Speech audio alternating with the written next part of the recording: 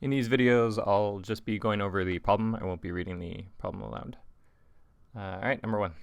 So for this problem, this is a relative velocity question. And there are three objects or frames involved. There's the ball, so we'll label these the ball, the car, and the ground, or the earth. And really, we want to know the velocity of the ball with respect to the ground, or the earth. So we can write this as the velocity of the ball with respect to the car plus the velocity of the car with respect to the ground. The velocity of the ball relative to the car is a vector pointing straight downwards. And the velocity of the car with respect to the ground is a vector pointing to the right. So when you add these two vectors, you get a vector that's pointing straight down and to the right. All right, so the answer is B. If you ask someone on the street, they might say E. What that is that's sort of the motion of the ball as viewed from the car. And it's not a straight line because of air resistance. So that'll slow the ball down, and so the ball doesn't just go straight down. If there was no air resistance, it would be pointing like that. But again, that would be the ball with respect to the car, when really we just want the ball with respect to the ground. Number two. This is a projectile motion problem. So a ball is thrown out horizontally at some speed, but for the time it takes to get to the ground, it doesn't matter how quickly it's moving in the horizontal direction. The y component of the initial velocity is 0, and so we can just use the equation delta y is 1/2 at squared. The y component of acceleration times t squared. So it looks like from the scratch work, I just wanted the magnitude, and I plugged in g is about 10. For all of these GRE problems, you can just plug in g equals 10 meters per second squared. And you can see I'm a little bit sloppy with the units. Really, if I'm leaving it as g there, I should really plug in 2 seconds. But I just had in mind that I was going to use SI units. 1/2 times 10 times 4 gives me about 20 meters. So the answer is D there. Number three, we have a resistor. We want to know how voltage relates to rate of energy dissipation or power. So how voltage relates to power given that we have a resistor. And there happens to be an equation involving all three of these quantities, P equals V squared over R. So if R is constant and V is doubled, the power will increase by a factor of 4. So 1 watt will become 4 watts. All right, number 4. For this problem, the magnetic field that wire 2 experiences is the magnetic field produced by wire 1. Now, wire 1 is a infinitely long straight wire, and so the magnetic field that it creates is circles around. I hate this pen. It circles around the wire. It's sort of hard to see the perspective there, but it lines up exactly with wire 2. So the magnetic field is curling along with wire 2 here. And so the magnetic force on wire 2, which is equal to I2L cross B. I2, L, and B are going to be everywhere parallel. And so the magnetic force on wire 2 is going to be 0. Magnetic field lines up with the current, so there's no force. No magnetic force on the loop. Number 5. We need to relate the de Broglie wavelength with momentum, and this is just one of those things you have to remember the relationship. This is one of the ways that you can introduce Planck's constant, but the de Broglie wavelength is h over p. So that involves Planck's constant, but none of these other things. Number 6, a little bit of chemistry knowledge is helpful here. So n equals 1 has the 1s orbital, and then for n equals 2, you have both the 2s orbital and the 2p orbitals. So there's 1, 2, 3, 4, 5 orbitals, and each orbital can hold 2 electrons, and so that's 10 electrons that can fit in there. Number 7, I am a big fan of the equipartition theorem, which is not covered, in my opinion, often enough in lower division classes. But what the equipartition theorem says is that for each degree of freedom, each molecule has 1/2 kT energy. So 1/2 kT is the energy per degree of freedom. Okay, so if you combine that with the knowledge that there are 3 translational degrees of freedom, you can quickly remember that 3/2 kT, which is the total kinetic energy per molecule, should equal 1/2 mv squared, the kinetic energy, where the mass is the mass of the molecule. And this v is a special v called the RMS velocity. So solving this equation for VRMS, which is what we want in this problem, you get 3 kT over m squared root. Looks like that's VRMS, and yeah, we have the answer right here. Number 8, as you can see from my scratch work, I remembered that the power is proportional to t to the 4th. So there are other, this has to do with when you do thermodynamics and you talk about 3 heat transfer mechanisms. There's convection, conduction, and radiation. And this has to do with radiation. And the power for that is, it depends on the emissivity, it depends on this Stefan-Boltzmann constant, area, t to the 4th. So I had that in mind when I wrote down this power is proportional to t to the 4th. So if you double the absolute temperature, you increase the power in electromagnetic radiation by a factor of 16. Number 9. So as soon as I see this figure, I know it has something to do with Kepler's laws. And actually, each of these 3 statements are individually Kepler's 3 laws. So the first statement, the 2 areas are equal. I think that's called Kepler's second law. Planets sweep out equal areas over equal time intervals.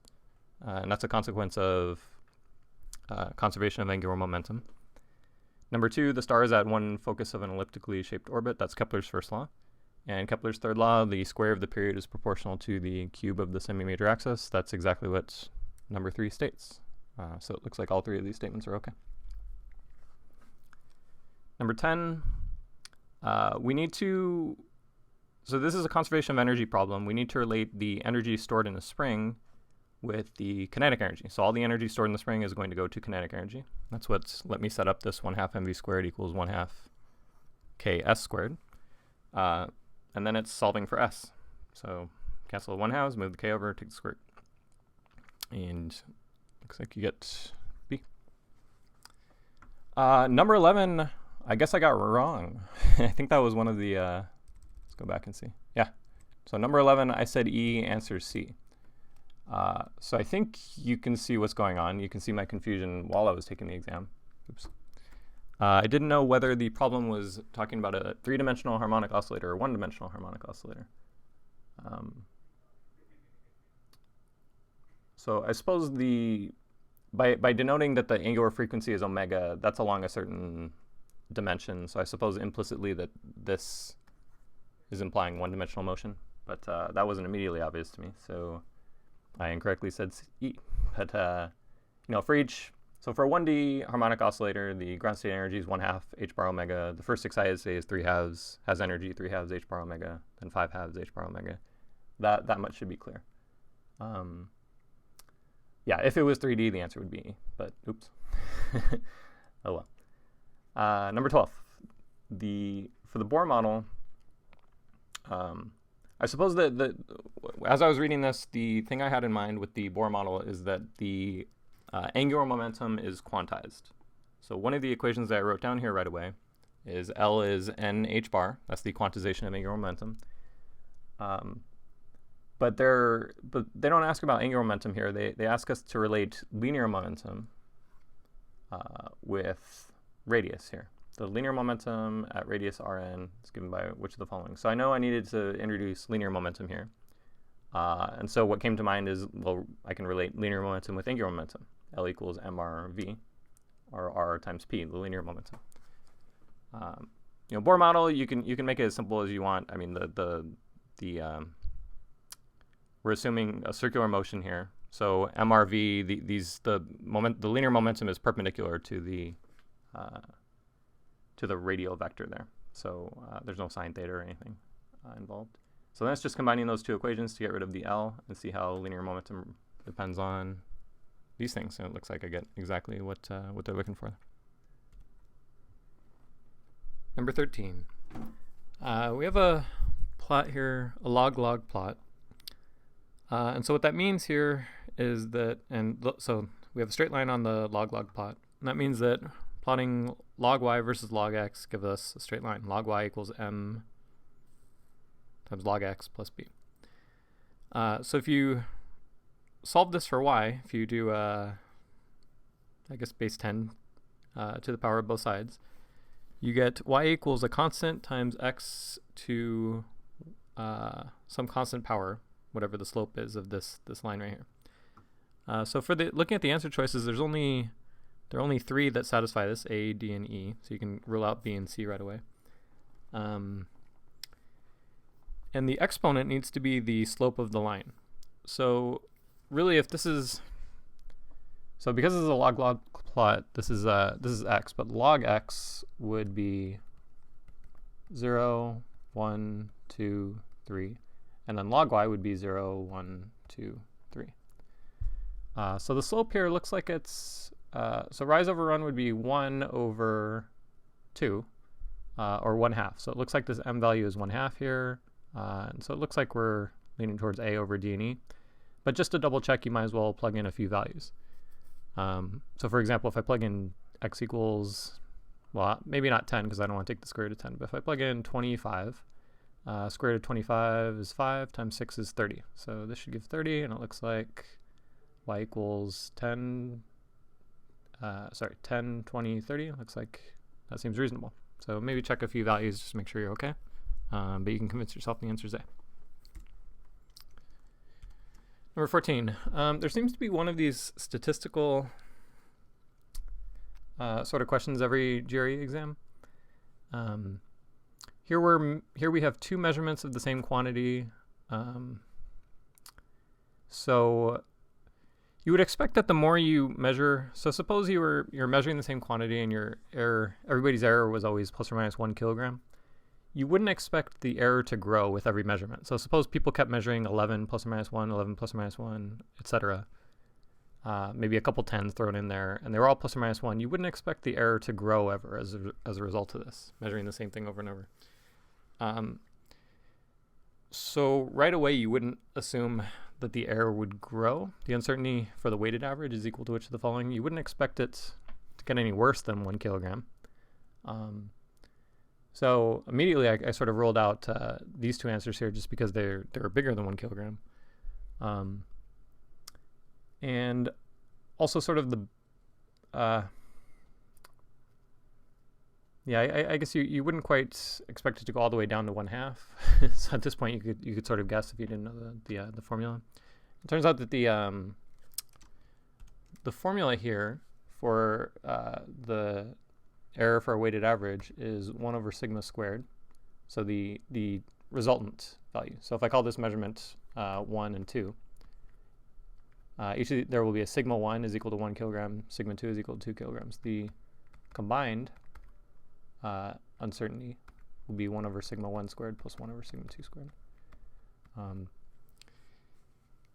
Now, if you haven't taken an experimental methods class or anything, actually the book by Kahn and Anderson, Conquering the Physics GRE, has like a 2 or 3 page summary of laboratory methods, the statistical analysis involved in laboratory methods. So you might want to review that. That's pretty good, seeing as how a lot of these, like this isn't covered in most of the standard physics classes, because most of the time you don't take a lab class until later on, until after you've taken the physics GRE. So plugging these in, this is 1 over 1 plus 1 over 4 is 5/4 inverse kilogram squared. This is 1 over sigma total. So reciprocal square root looks like we have 2 over square root of 5 kilograms for the error. So it looks like B. But you can sort of rule out some, even if you don't remember the formula, you can rule out some answer choices that you think definitely aren't going to be it. All right, number 15. Which of the five? So, which has the smallest focal length? So positive focal length means that we need a converging lens. And so it's definitely not going to be A. So a converging lens needs to be thicker in the middle than in the edges. So A is thinner in the middle, B is thinner in the middle. Those are diverging lenses. And then C, D, E, well, we want, I guess you can appeal to the lens maker's equation. But sort of it just looks like the E has the smallest radii of curvature here. It looks like E, given D and E, it looks like E is going to bend the light more. You can convince yourself of this with, so 1 over F is, so it depends on the radii of curvature of the two surfaces making up the lens. And in general, the smaller the radius of curvature, the smaller the F value. So this right here is going to have a smaller radius of curvature than something like this. It's going to have a much bigger circle. And here, both surfaces are tending to converge light. So it'll bend it a little bit here and then a little bit more here, making a really small focal length right here. Whereas something like this, the left-hand side has an infinite radius of curvature. That doesn't do anything for the focal length. And then the other one has a big radius of curvature. That just makes it converge a little bit. So the answer is E here. Number 16. So we're passing unpolarized light through two polarizers. After the first polarizer, you're going to have intensity not I0, but 1/2 I0. So that's the intensity after the first polarizer. And then after this, passing it through a second linear polarizer at some angle, at angle of 45 degrees, you have cosine squared of 45 degrees after that. So this is the initial intensity after the first polarizer, and I believe this is called the law of Malthus or Malthus. I should probably know that. It says cosine squared of the angle between the polarizers for the next intensity. So cosine 45 degrees is 1 over root 2. You square it, that's a factor of 1/2. The two 1/2s multiply together to give 1/4 of the original intensity. So it looks like 25%. Number 17. So if you don't remember the result right away, you can derive it from Gauss's law. You can take a infinitely long wire of linear charge density lambda. And we want to know the electric field right there. So we're going to use the fact that we have cylindrical symmetry and draw a cylindrical Gaussian surface that goes through our point of interest. So this will be radius r, and let's just say that the length of the cylinder here is L, but that'll cancel out. Gauss's law says that the flux through our surface depends on the enclosed charge. So because the charge distribution is cylindrically symmetric and our Gaussian surface is a cylinder with the same axis, this right here simplifies to the radial component of the electric field times the area of the walls of the cylinder. So it'll be 2 pi r L. And then the enclosed charge is going to be lambda times L, charge per unit length times the amount of the wire inside the cylinder over epsilon naught. As promised, the L's cancel out, which makes sense because we just introduced it for Gauss's law, but it's not given in the problem statement. So it looks like the electric field, the radial component is lambda over 2 pi epsilon naught r. Ugh. Good enough. So lambda over r. So even if you didn't remember Gauss's law, some of the main results of a Gauss's law chapter at the lower division level is that so if you have spherical symmetry, the electric field and you're outside the charge distribution, the electric field drops off like 1 over r squared. For cylindrical symmetry, it drops off like 1 over r. And for planar symmetry, it's constant. So this is the only answer choice that has the 1 over r dependence. So even if you didn't know the constants in front, that makes sense. You can also rule out other options, like B is particularly weird. The lambda on the bottom, the more charge is there, the weaker the electric field. That sort of doesn't make sense either. Number 18. You can see I was sort of complaining about this problem right away because so the answer depends on whether the bar magnet is above or below. So assuming the wire is in the plane of the page, if the bar magnet is approaching the loop from above, that changes the answer versus the bar magnet approaching it from below or from the back. So I assumed here, so I was a little wary of the question, but I assumed here that what they were trying to draw here is that the bar magnet was coming from the back towards the loop rather than from above towards the loop. So in that case, the magnetic field lines are terminating on the south pole of the magnet. And so as the magnet's brought towards the loop from the back, there's an increasing magnetic flux into the loop. So magnetic field is into the loop. So B is into the loop from this perspective and increasing. So from Lenz's law, the loop is going to have a current such that the magnetic field produced by that current is going to oppose the change. So if the magnetic field is getting stronger and stronger into the loop, then the magnetic field created by the induced current is going to point out of the loop. So I grab the loop in a way so that with my right hand so that my fingers are coming out of the loop. If I grab it right here, that's telling me, so I'm grabbing it so my fingers come out right here, and my thumb is pointing this way when I do that. So I can trace it back, so I'm always pointing this way, pointing this way. I trace it back and it looks like the current is going this way, from B to A. So current flows from not A to B, but B to A.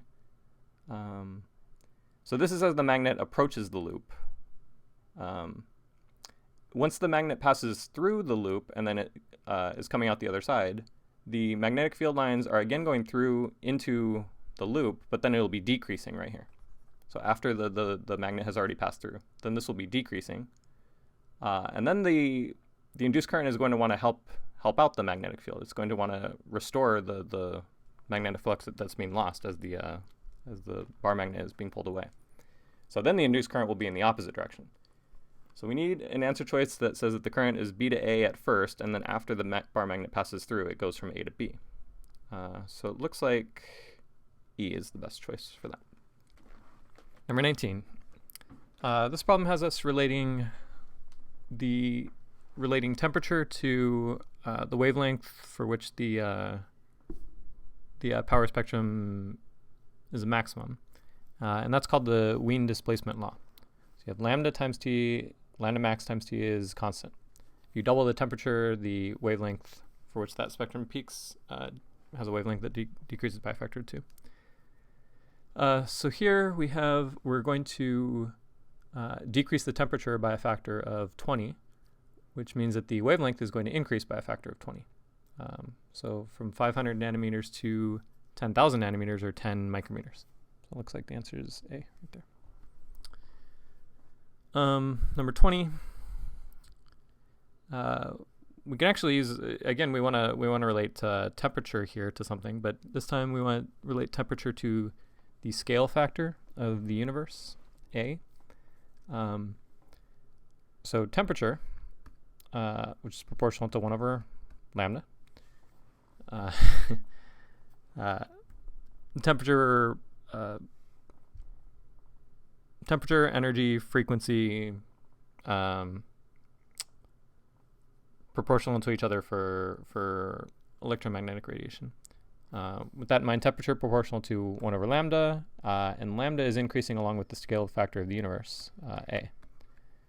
So if the temperature is 4 times higher, that happens when the scale factor was 4 times smaller, and so everything, the distance to a galaxy was 1/4 as distant as it is today.